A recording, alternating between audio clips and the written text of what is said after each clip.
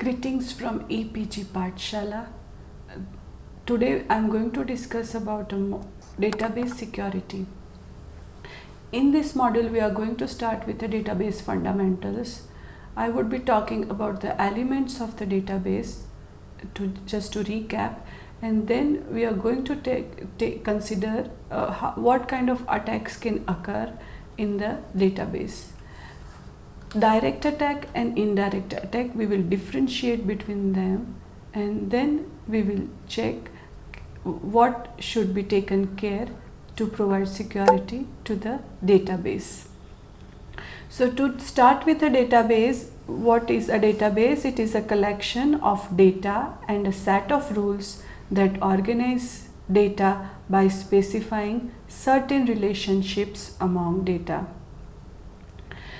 User always describes a logical format of data. User is not concerned how the data is physically stored. Database manager or database management system, which is known as DBMS, is a front end. Components of databases, for that I have shown you the employee table that contains name, address, city, state and zip code of the employee. For example, we have taken the name Adams. His address is 212 Market Street, city is Columbus, state is OH, Ohio, and zip is 43210. To define the components of databases, record. First is record. It contains related group of data. Each record contains fields or elements. Logical structure of a database is called a schema. A particular user may have access to only part of the database, that is called subschema. Attribute. The name of each column is called an attribute of the database.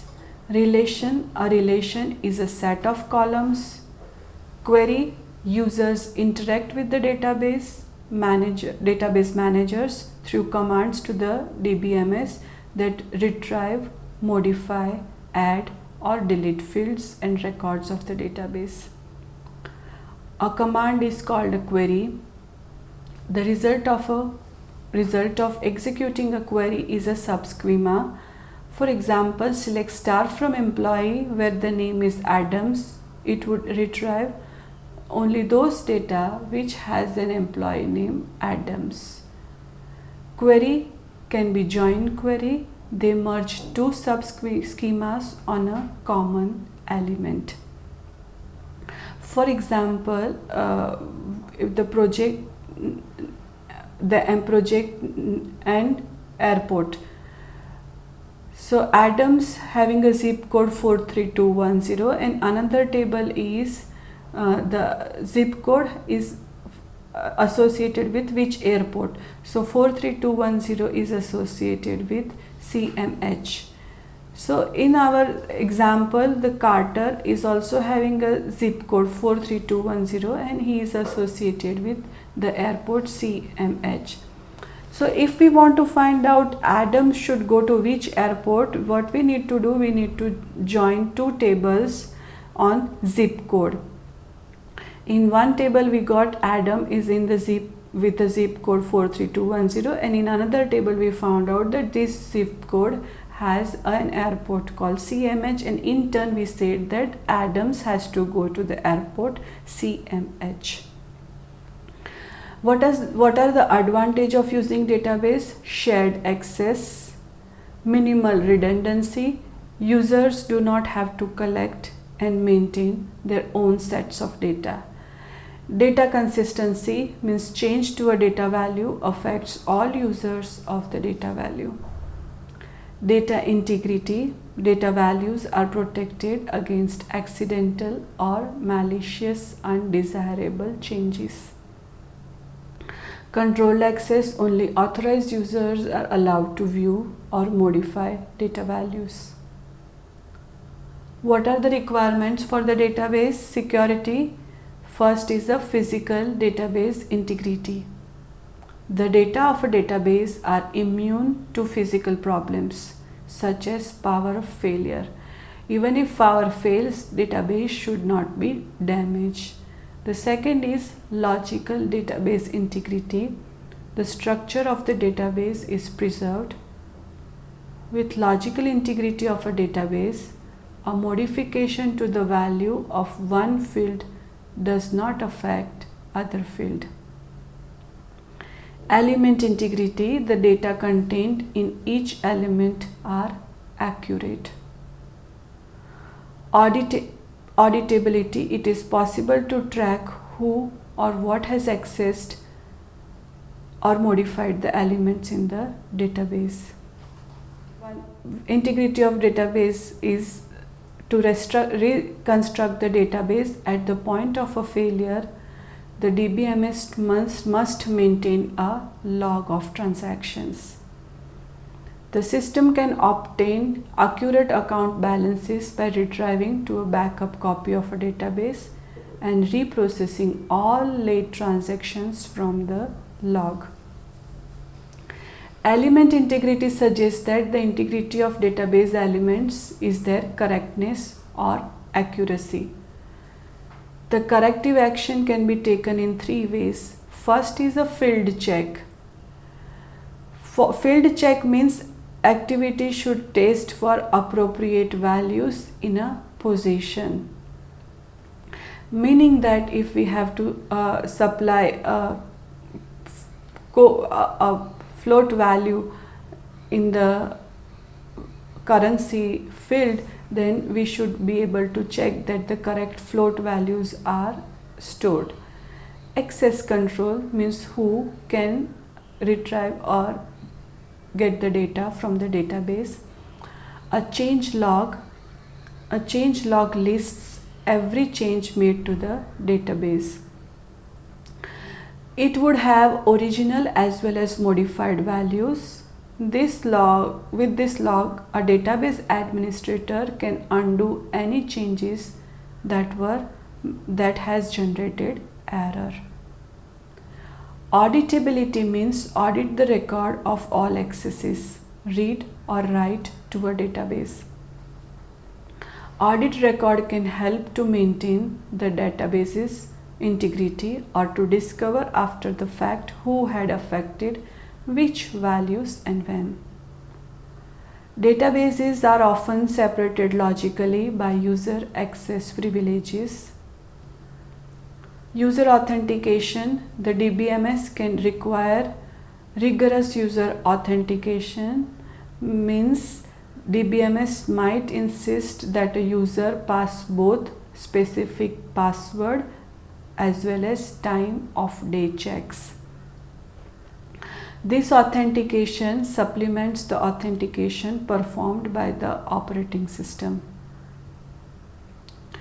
Integrity and confidentiality and availability.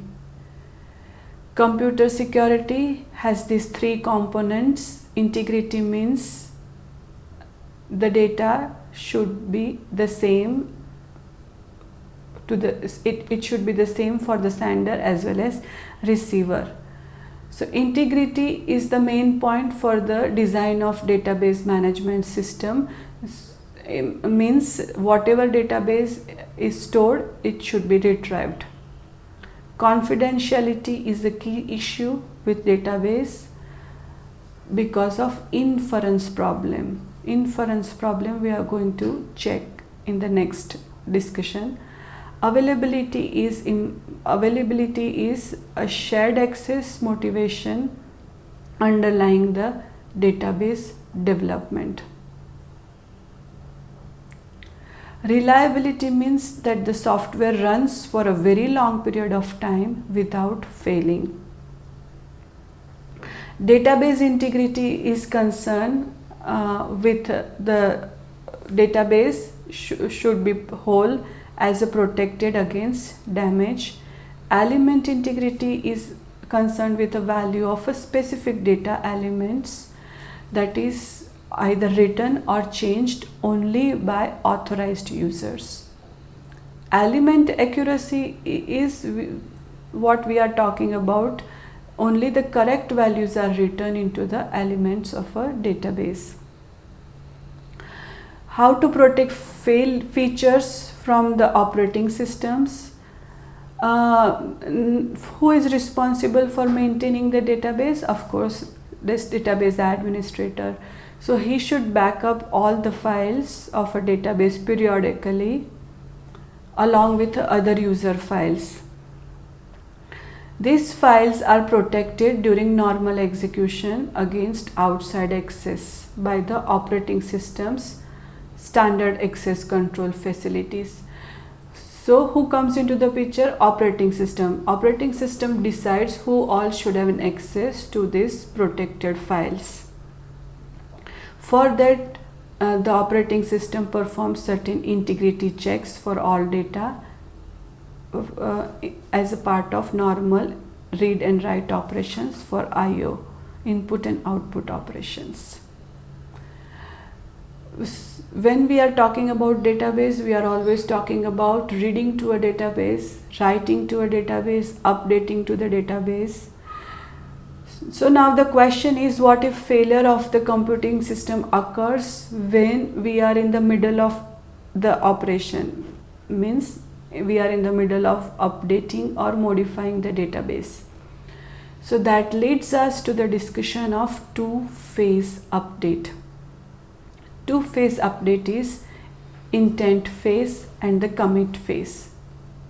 In the intent phase, the DBMS gathers the resources on which it has to perform the update. And commit phase involves the writing of a commit flag to the database.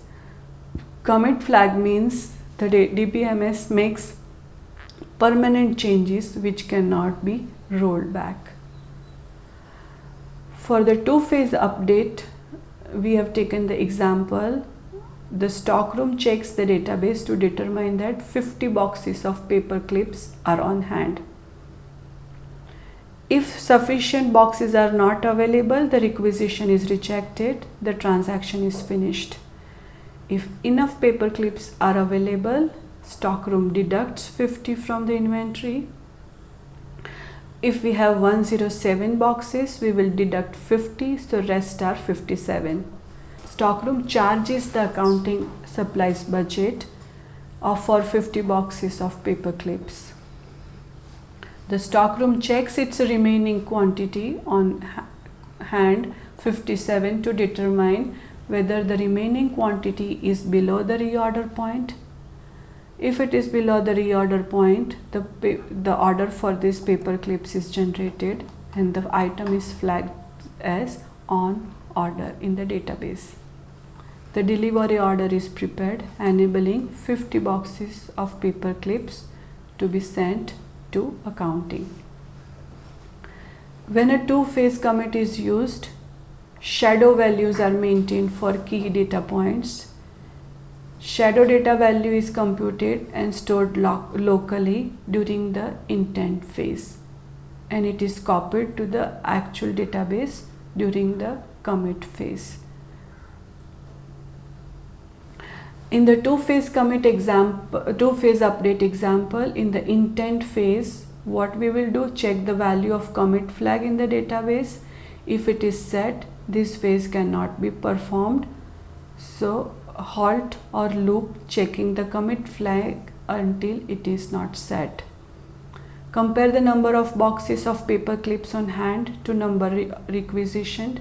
If more are requisitioned than are on hand, halt. So compute how many are left on hand minus the requisition, obtain the budget, the current supplies budget remaining for accounting department. Compute the remaining budget, so budget minus cost. Check whether the remaining items are below the reorder point, set reorder to the true, otherwise set reorder to the false. In the commit phase, set commit flag, copy this remaining items into the items in the database, remaining update the budget, update the reorder value. Prepare notice to the delivery, prepare notice to deliver paper clips to the accounting department, indicate transaction completed in log. Unset the commit flag. Now redundancy and internal inconsistency, error detection and correction codes, shadow fields. Entire attributes or entire records can be duplicated in the database. If the data are irreproducible, this shadow fields, that means second copy, can provide an immediate replacement if an error is detected. For recovery, DBMS can maintain a log of user accesses and particular changes. In case of failure, the database is reloaded from a backup copy. Concurrent and consistency, database is multi-user system. So to allow both users to modify the same data item, if it is not conflicting, each knows what to write. The value to be written does not depend on the previous value. But sometimes both want to write to the same data item, which is not permitted. Agent A submits the update command saying that select the seat number 11D, assign mock E to the passenger name. Agent B also submits that select seat number 11D and assign Ehlers to the passenger name. Now to resolve this problem, DBMS treats the entire query and update cycles a single atomic operation. So there are monitors. Monitor is the unit of a DBMS responsible for structural integrity of the database. Forms of monitors are, the first is a range comparison. A range comparison monitor tests each new value to ensure that the value is within the acceptable range. Filters or patterns are more general types of data form checks. State constraints describe the condition of the entire database. Transition constraints describe the conditions necessary before changes can be applied to the database. So we talked about state and transition constraints, where state represents the entire database transition before every change. When we are talking about database security, we need to talk about sensitive data. Sensitive data are the data which should not be made public. There exists a case where some but not all of the elements in the database are sensitive. So if database has many elements, there is a varying degree of sensitivity in the database. Sensitive data, to give you an example, saying that if we have a company and if we want to say what is his name and what is the project he is working on, that can be shown to everyone, but what are the project details and what are the exact algorithms he is working on, that is the sensitive data which cannot be revealed. When we are talking about sensitive data, access is to be restricted. So to permit an access, we have to check the three things: availability of the data, acceptability of the access, and authenticity of the users. Availability of data means if user is updating several fields, other users' access to those fields must be blocked. If blocking is not done, then database view will not be consistent and it will give you inaccurate information. Acceptability of the access says one or more values of the record may be sensitive and it is not accessible to the general user. DBMS should not release sensitive data to unauthorized individuals. authenticity of the user, certain characteristics of the user external to the database may also be considered when permitting the access. If a DBMS or administrator wants to put a kind of restriction, the example is he can allow access to some users but at certain time only, such as during the working hours. Access decisions includes types of disclosures, that includes exit data, bounds, negative results, existence and probable value. Exit data means if the data is most serious, exit value of sensitive data may not be shown. Sometimes what happens, we don't show the exact value but we may show you the bound. That is, exposure is disclosing the bounds on the sensitive data, indicating that a sensitive value S is between two values L and H. Negative result, sometimes we can word a query to determine a negative result, that is, we can learn that Z is not the value of Y. So if we want to ask that Y is working on the secret mission, so if we say no, then also the information is revealed. So by giving negative result, we are also revealing the sensitive data. Existence means the existence of data is itself a sensitive piece of data. Probable values, saying that it may be possible to determine the probability that a certain element has a certain value. Now we are going to talk about inference. Inference says we have a data and from that data we are deriving some information.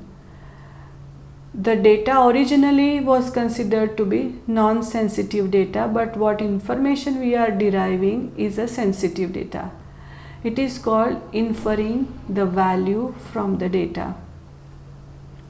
Suppose we are having a medicine table which has certain fields, name, gender and drugs. So inference includes direct attack. It says a user tries to determine values of sensitive fields by seeking them directly with the queries that yields only few records. So we want to select name from medicine table where the gender is M and drugs is equal to 1. What are we looking in the whole database where this checking matches? So this query would disclose that there is only one record of Adams which has drugs equal to 1. This is an obvious attack because it selects the people for whom the drugs is equal to 1. The DBMS might reject the query because it selects only a specific value of the sensitive attribute called drugs. We will take another example of the direct attack. We have fired a query saying that select name from medicine table where gender is equal to M and drugs is equal to 1, or we want to find out where gender is not equal to M and gender is not equal to F, or we want to say DOM is equal to Iris. If you check the original database table, this query would retrieve only one record. This reveals that a name that corresponds to this sensitive drug value is only one record. The DBMS needs to know that the gender has only two possible values so that the second clause will select no records. In our table you have checked what are the values. Gender is either M and gender is either F. So gender not equal to M and gender not equal to F will not retrieve any query. Even if it would have been possible, the DBMS would also need to know that no records exist with DOM equal to IRES, even though IRES might in fact be an acceptable value for DOM. Do not reveal results when a small number of people make up a large proportion of a category. That means if you want to if you have a bigger population and by firing a query, if you are getting a smaller number of results, then you should not reveal the results, because it shows that somebody is deriving the sensitive information out of the large data. To generalize the rule, it says n times over k%, means that data should be withheld if n items represent over k% of the result reported. We have seen direct attack in which we fired a query which resulted into some data which proved to be sensitive.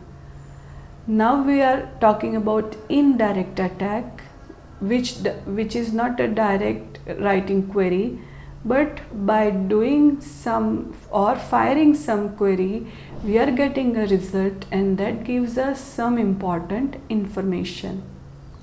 For example, the DBMS give you the option, the clause sum.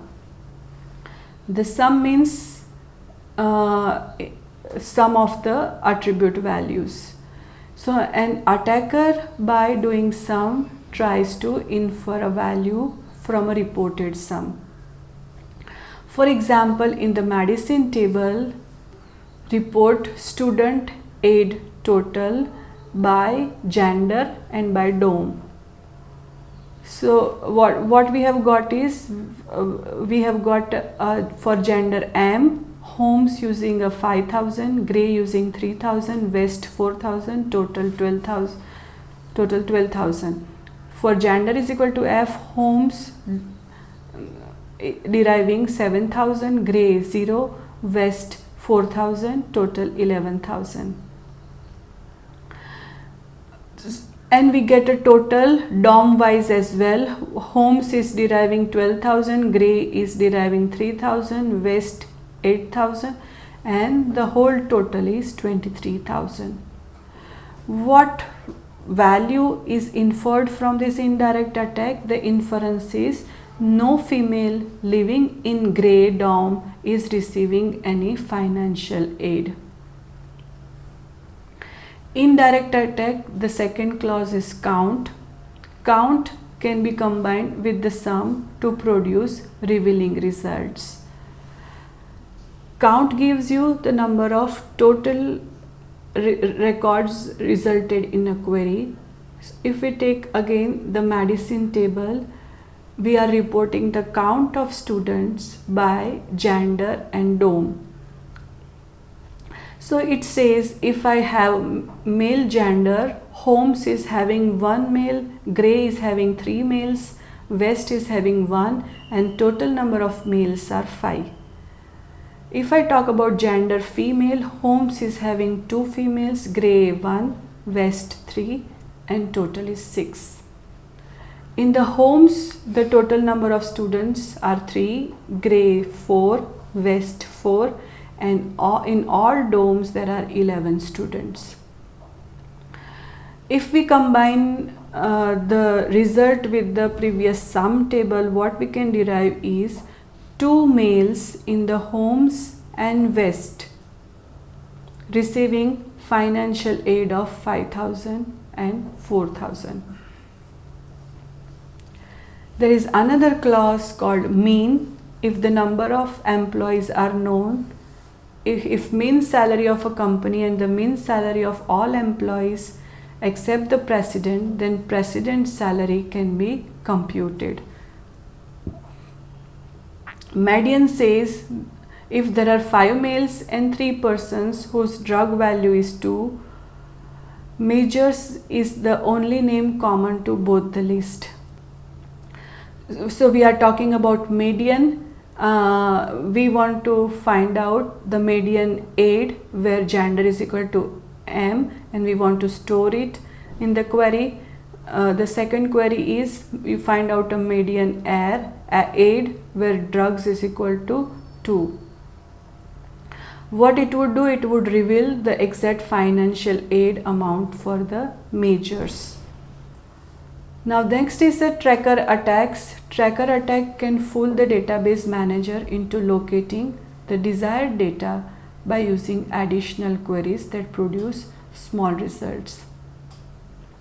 The tracker adds additional records to be retrieved for 2 different queries. The 2 sets of records cancel each other, and then they leave only the statistics or desired data. The approach is to use intelligent padding of 2 queries. So what we are doing now, we are not identifying a unique value, but we request n-1 other values where there are n values in the database. So I'm sure you got my point. If we try to get 1 record out of the n record, it may deny, because it may infer that we are trying to get a sensitive data. But if we try to get n-1 records out of n records, the database might give you. So here this says that given n and n-1 desired single element, we can easily compute. So if we want to know how many female Caucasians live in Holmes Hall, we can fire a query saying that count where gender is equal to F, race is equal to C, and DOM is equal to Holmes. The database management system consults the database, find that the answer is 1, and refuse to answer the query because only 1 record dominates the result. But if we fire a query saying that count where gender is equal to female and race is equal to C and DOM is equal to Holmes, it is of the form count A and B and C. But the same, if we want to use logic and algebra, we can fire the same query with count A minus count A and not B and C. So the original query is equivalent to count all the records who are having gender is equal to F. Now remove from them the count for the gender is equal to female and race not equal to C or DOM not equal to Holmes. So this will give you the same result, but this time we have not done the AND operations. What we need to say is statistical inference attacks and what are the controls that we can put for them. Suppression. Sensitive data values are not provided. The query should be rejected without the response. Concealing means answer should be provided, but it should be close, not the exact value. These 2 controls reflect the contrast between security and precision. Security and precision. With suppression, any results provided are correct, but many responses must be withheld to maintain security. In concealing, more results can be provided, but precision of the result is lower. What to do, whether to maintain suppression or concealing, that depends on the context of the database. Random sample and random data perturbation. Random sample says with the random sample control, a result is not derived from the whole database, but the sampling of the database is done. That means only few data from the database is taken and then the result is retrieved. The sample chosen is large enough to be valid. Random data perturbation says it is sometimes useful to perturb the values of a database by a small error. A small error denoted by sigma I is added to xi for statistical results, so that the one who retrieves the results will not get an exact data, but there would be some error. Query analysis, a more complex form of security, uses the query analysis. A query and its implications are analyzed to determine whether the result should be provided to the user or not. So to summarize this module, we have discussed about what are the elements of the database, why they should be protected, what is the direct attack, what is the indirect attack, what is the statistical inference, and how to protect against this statistical inference. Thank you.